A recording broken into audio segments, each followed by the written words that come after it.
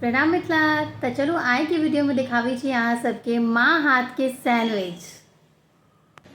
और अखन देखियो ई कौन सैंडविच है? माँ सैंडविच के की नाम? Soybean paneer protein sandwich. ई छे सोयाबीन पनीर प्रोटीन सैंडविच। और एकर है ये देखियो ई स्टफ छे।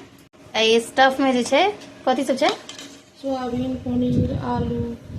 सोयाबीन पनीर आलू और सैंडविच में जे छे ओ सब पड़े छे चिली फ्लेक्स ऑर्गेनो।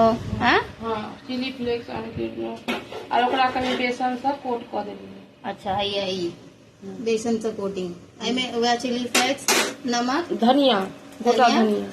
कथी धनिया? गोटा धनिया। अच्छा गोटा धनिया। देखियो आई पर मसाला डाल कर देला के बाद में ऊपर से जे छे बेसन के लेयर धो दे छथिन। और देला के बाद में जे छे तवे पर धो कर हल्का सा कनी ग्रीसिंग के लेल तेल और हई।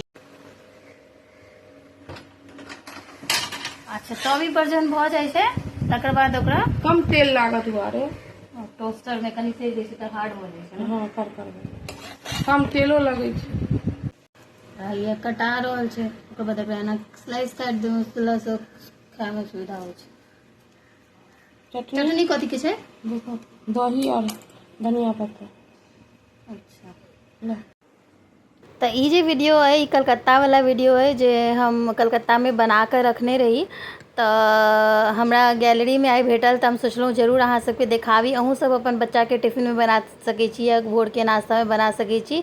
ई चिल्ला वाला सैंडविच एकरा सेहो कहल जाइ छै। ई सैंडविच बहुत स्वादिष्ट और पौष्टिक से भरल होइ छै। अहाँ सबके केहन लागल जरूर कहब कमेंट में। जय मिथिला। सुंदर सुंदर कमेंट जरूर करी।